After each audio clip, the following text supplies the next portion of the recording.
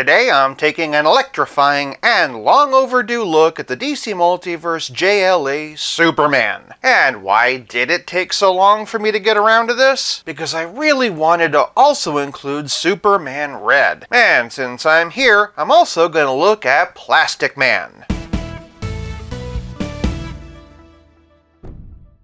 Welcome to 5 Points of Articulation. Starting with the packaging, and it comes in an extra wide DC Multiverse Build-A-Figure box. The artwork on that box clearly shows a Volume 1 JLA Superman, but the figure in the box doesn't match that at all. I couldn't blame someone if they found this on a shelf and thought that the figure had been swapped out with something else. I totally get that when we think of the Grant Morrison JLA run, this is the image that usually pops to mind. But Superman spent a lot of that run in his electric form, and there is plenty of artwork that McFarlane could have drawn from to illustrate that. Given just how wildly different the figure is from what the box is advertising, for packaging, I'm giving JLA Superman 2 points. Moving on to presentation, and these Supermen are 7 1/8 inches, or just over 18 centimeters, and were retooled using page punchers as the base. The arms are the same, though the hands have been slightly modified to have fabric creases. The abdomens are the same, and so are the upper legs and knees. The calves and feet have been retooled, so that way we don't get any boot tops. And given McFarlane's penchant for just painting over boots, I really appreciate that. He's also been given a new belt-free diaper, and a new torso with no cape or logo. Alas, we still have the chevrons on the cuff, which are not accurate to this version of Superman. Incidentally, this updated body is what they're using for the upcoming Orion and Wildcat. To say the Electric Superman arc was polarizing is a pretty big understatement. Long story short, Superman spent up his powers, so he flew into the sun, and instead of getting recharged, his body overcharged and started to break down. Becoming a being of pure energy with new electric powers, he had to have a special containment suit, and an encounter with Cyborg Superman split him into 2 halves. A calm, gentle, more Superman-y personality, and a brash, angry, impulsive one. Realizing that they were way too different, they went their separate ways, but then came back together, becoming normal Superman again. How did that work? Who knows? The important thing is that Superman, as we knew and loved him, was back, and the status quo was restored. While I don't think anyone would have ever wanted it to be permanent, I do still have a soft spot for the run. One fun complication is that when he powered down into Clark Kent mode, he actually lost all of his powers and was vulnerable. That opens up some interesting story ideas with actual stakes. Additionally, being able to explore a second Superman with different wants and desires is a neat concept. That's why it was so important to me to have both of these figures. They're individual characters, not just a simple palette swap. And in general, McFarlane's done a really good job. The paintwork is all really vibrant and crisp, and really my only criticisms are the included cuffs, and this awkward seam around the neck, which I imagine is probably being saved for future reuse with caped characters. Even those larger page puncher hands don't bother me as much this time. Since they aren't a separate color from the body, they don't really stand out that much. For presentation, I'm giving Superman Red and Blue 4 points. Moving on to Posability, and of course they have the same articulation. They can look up this high, which for flying characters is just perfect, only this far down, but the tilt is phenomenal, and of course all the way around. Moving on down, they can raise their arms this high. They also have completely unobstructed rotation, lots of range in those rotator cuffs, bicep swivel, double elbow with that deep DC Multiverse bend, and wrist balls that can swivel and hinge either up and down or side to side. Moving to the middle, and both figures have a diaphragm joint and a dumbbell waist. They can arch back this far, which again for a flying character is exactly what I want to see. In combination with the neck range, here's what that looks like. But alas, they can only hunch forward this far, which again is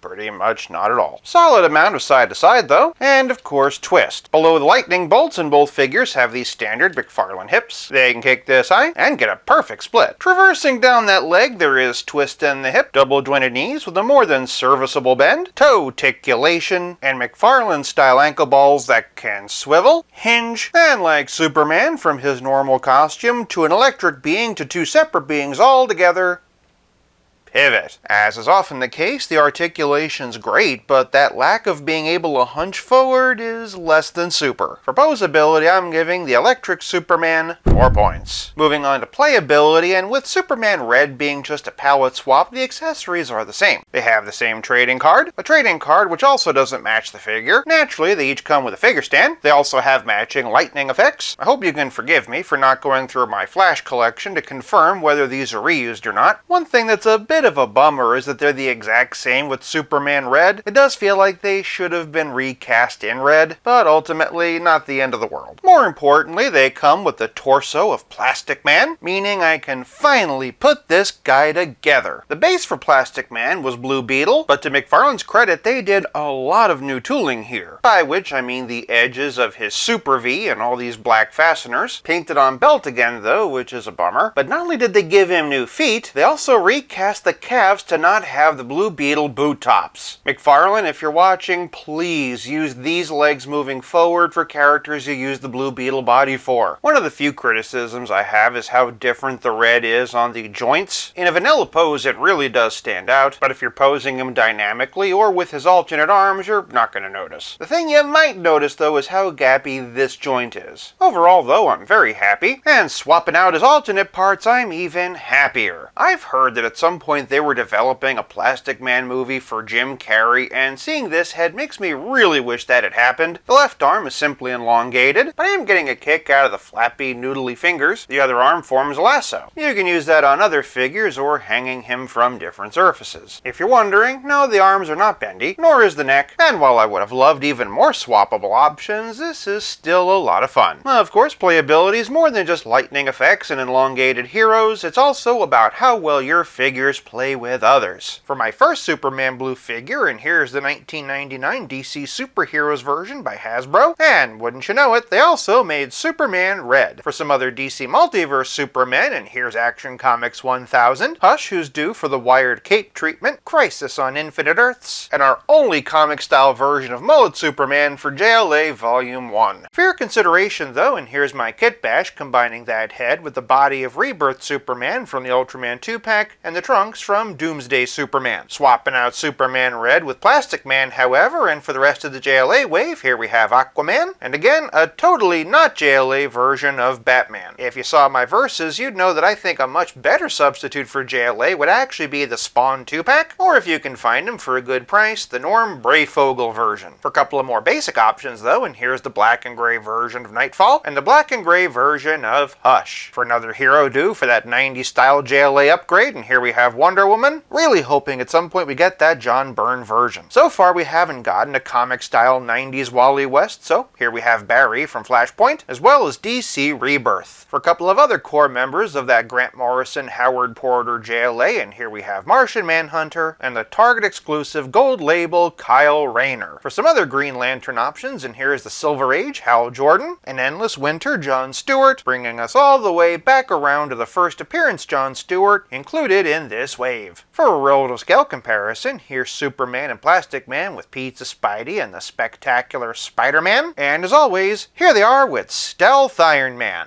The electric effects are versatile and very appropriate to this version of Superman, though admittedly a couple of extra hands would have really put this set over the top. As is, for playability, I'm giving this set a still good 4 points. This leaves us with nothing left to discuss but the price. I checked every major online retailer, and wouldn't you know it, but Superman's the only one in the wave who sold out everywhere. My guess is it's from people buying multiples hoping to get the Platinum Edition. As for Plastic Man, this figure's a lot of fun, but if you want to buy him complete, on the aftermarket he's gonna set you back about $120. My recommendation is if you really want him, just try to get all the figures and build them yourself. Hopefully at some point they'll release a single carded version for those who missed out, maybe even with some extra parts to sweeten the deal. For price, I'm giving these two 3 points, averaging out to an okay total of 3.4 out of 5, but I can't stress enough how small things like the packaging art, ditching the incorrect chevrons on the wrists, and making Superman Red an easier to find non-platinum release could have made this duo an electrifying combination. For more Superman videos, check out one of these, and until next time, play nice and have fun.